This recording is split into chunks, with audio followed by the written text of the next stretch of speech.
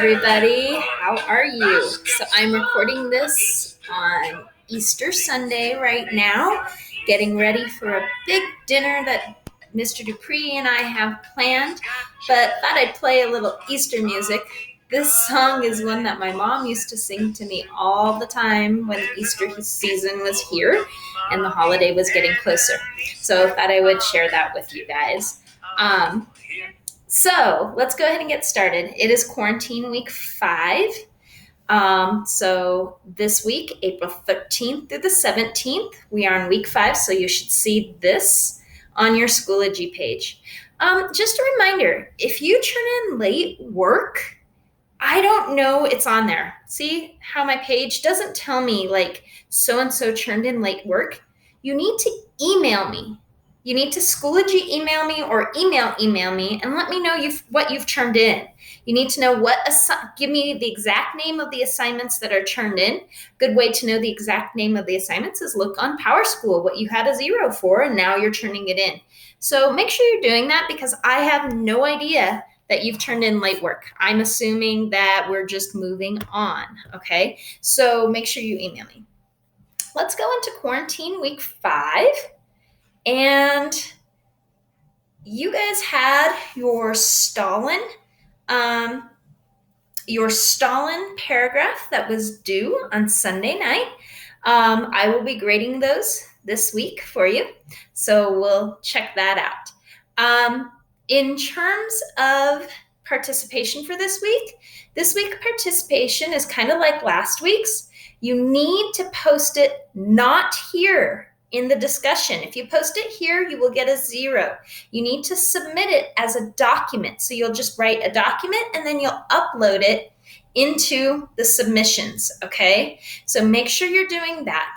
If you do not follow these directions, you'll receive 0 credit. And actually, I'll go in there and I'll erase it just because these are answers that I want your opinion, not your friends that wrote above you, okay, in the discussion. Let's go ahead and go right into Monday's work. So let's take a look here. Monday's work here. This week we have some lectures, so you do need to get your notes out and take notes as I give the lecture. That's why it's highlighted in red here, notes.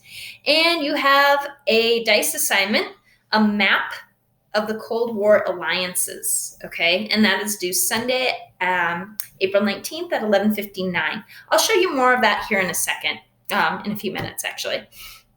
There's our Did You Know?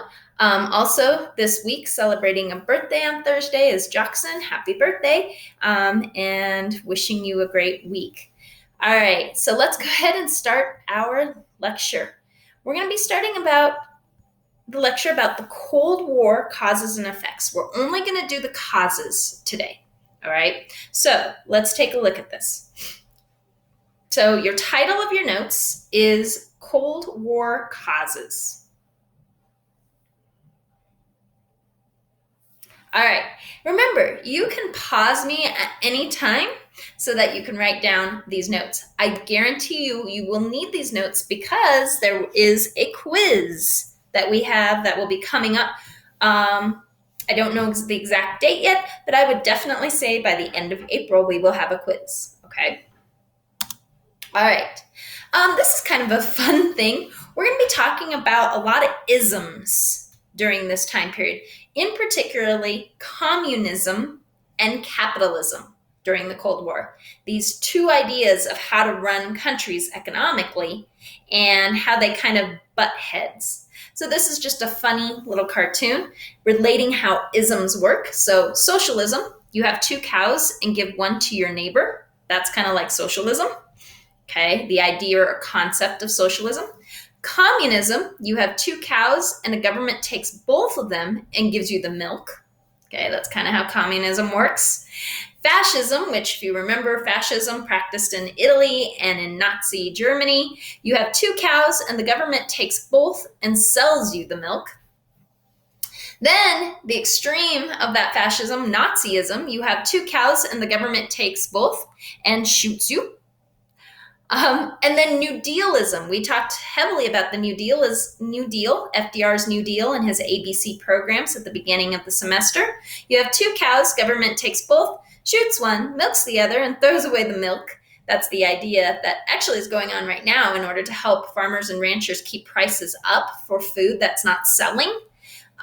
We give them subsidies. We help pay for that food that's not selling.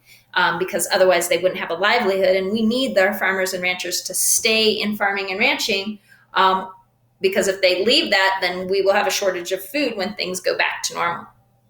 And then, of course, capitalism, that idea that capitalism is awesome, and that is you have two cows and you sell one and you buy a bull. That's the idea behind capitalism, that you're able to profit if you make the right decisions economically. Okay. So, this section of our notes is going to be called Tension Between the U.S. and the USSR. So this is our subheading of our notes. All right, remember, you can pause me if I go too quick. So what we need to understand is that after World War ended, even though there was a peace, it didn't mean everything was perfect. There was still a lot of tension between countries, especially those countries that won the war. Okay, so if we remember who won the war, that was Great Britain, France, the United States, and the Soviet Union. And we're going to see that tension, even though we've won the war, the tension exists between the Soviet Union and the United States especially. Here are a few reasons why there is so much tension between the Soviet Union and the United States, France, and Great Britain. The first thing is the Nazi-Soviet Pact, the pact that was made way back in 1939 before World War II even started, that caused the US to distrust Stalin. See, if somebody like Stalin is willing to make a deal with the devil, Hitler, then can you really trust them? And that was the idea behind this, is the US was not very trustworthy of Stalin.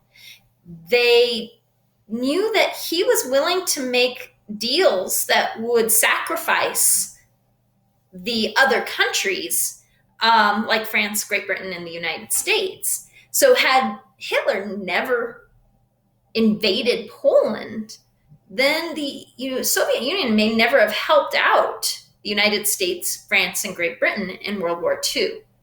So the US doesn't trust the Soviet Union. But on the other hand, the Soviet Union says, no, we were just buying time.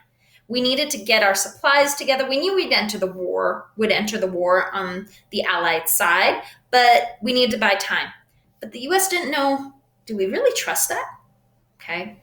So that was one source of major tension between the United States and the Soviet Union. Both were winners in World War II. But now, after World War II is over, kind of who's kind of the big dog after this war? That's the idea behind this. The Soviet Union went right back at the United States and said, well, we don't really trust you. You guys delayed the opening of the Western Front. You didn't open up that western half of the war until 1944, the whole D-Day invasion. And so the Soviet Union says, you say you can't trust us, but we can't trust you. You let us bleed to death by not opening the Western Front. So that delay was seen as an attempt to bleed the Soviet forces. So, okay, if we're going to talk trust and we're going to keep score of trust, Soviet Union has one in their column and the US has one in their column. So you can see this tension is tight between these two countries. Now, the United States said, well, the agreement was at the end of World War I, you would allow countries in Europe that had been taken over by the Nazis at one time, that we won back their independence, you would allow them to have free elections. If you guys remember, you wrote this on your worksheet that we did about the European theater. But Stalin didn't follow through with that. He refused to allow elections in Poland as agreed in Yalta at the end of the war. Yalta is where the big three, Stalin, FDR, and Churchill, all met at the end of the war to kind of make that decision what should happen now that Germany is defeated. Okay. So, all right, let's look at the score column here. And we have the US has made now 2 points, and the Soviet Union has made 1. So if we're keeping score of who has beef with who, it would look a little like this. US 2, USSR 1. But let's go to the A-bomb. The Soviet Union says, wait. All right, you're going to be all mad about us not following through with self-determination, but you never told us that you guys were building a bomb that would be completely destructive, a bomb that no one has ever seen in this world. And that's not cool, because if we're actually your allies, you would have let us know. And so, boom, Soviet Union has a point. But the US in 1949 finds out that the Soviet Union is building their own A-bomb. And the way they find out, well, that's a little shady.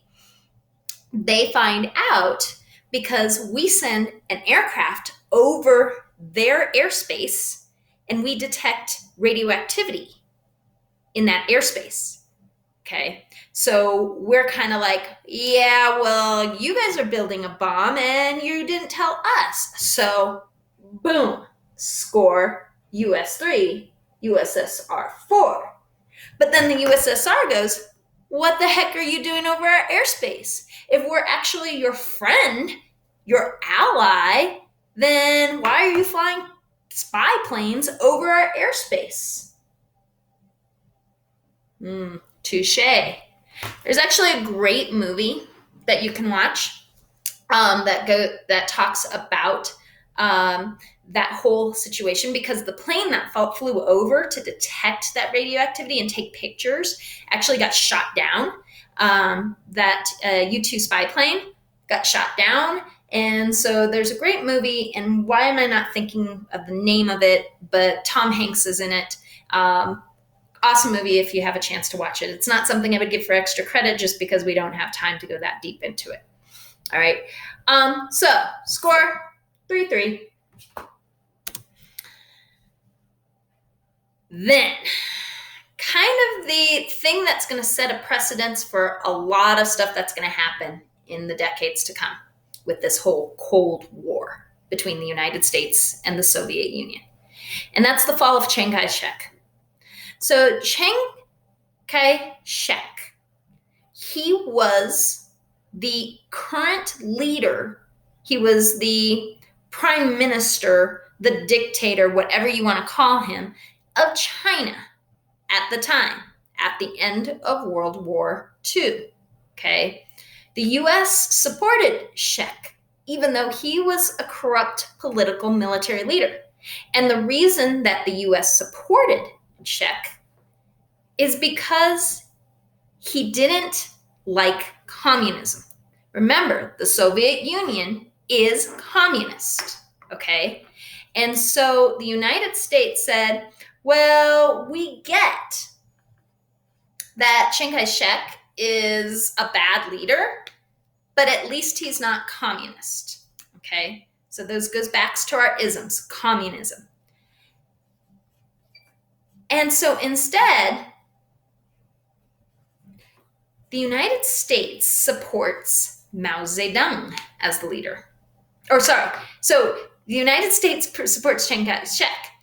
The Soviet Union supports Mao Zedong, because remember, Mao was a communist, okay? But we also learned that Mao was not a very nice leader in some aspects, just like Chiang Kai-shek was not a very nice leader. So now what we have is starting of an alliance system. And if you remember back to our lectures in World War I and World War II, a lot of wars start with an alliance system. Okay, so the US supporting Chiang Kai-shek, the USSR supporting Mao. Now we've got a tension and a score of 4-4.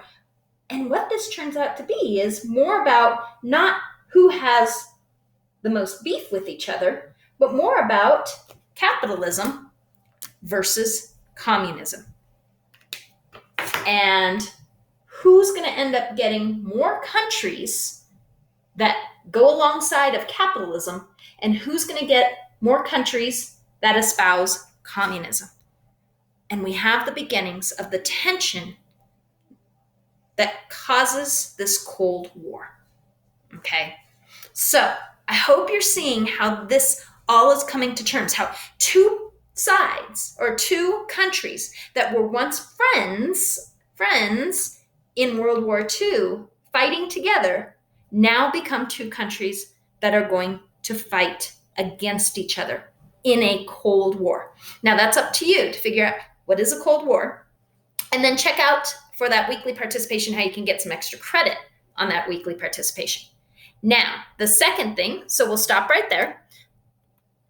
The second thing that you have to do, besides watch this lecture, besides do the participation, is if you go into Monday's work here and you go into the Cold War Alliance worksheet, your job is to figure out who's going to go on whose side, communism versus capitalism. Okay, so I pull this open and it says the Iron Curtain was a symbolic division of Europe between communist countries under the Soviet Union's influence in the East and more open countries in the West. Identify the country by typing the correct letter of its location and use the highlighter tool to fill in the text box to identify which alliance they belong to. Okay, so what you're going to do is you're going to figure out A is what country. When you figure out what country A is, you'll put an A in the correct space.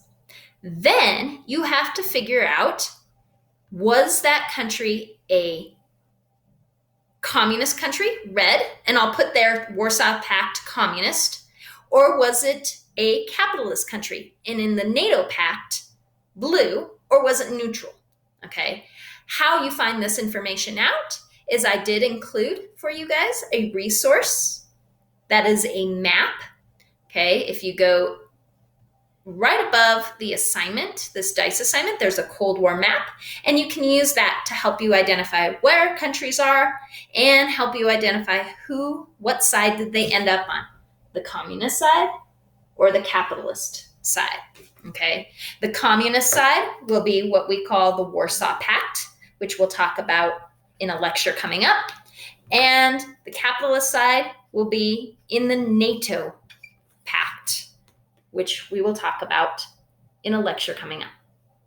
Okay, so guys, that is it. Hopefully you understand what's going on. If not, you can always email me and let me know what questions you have. All right, guys, hope you had a happy Easter, and we'll talk to you soon. Bye.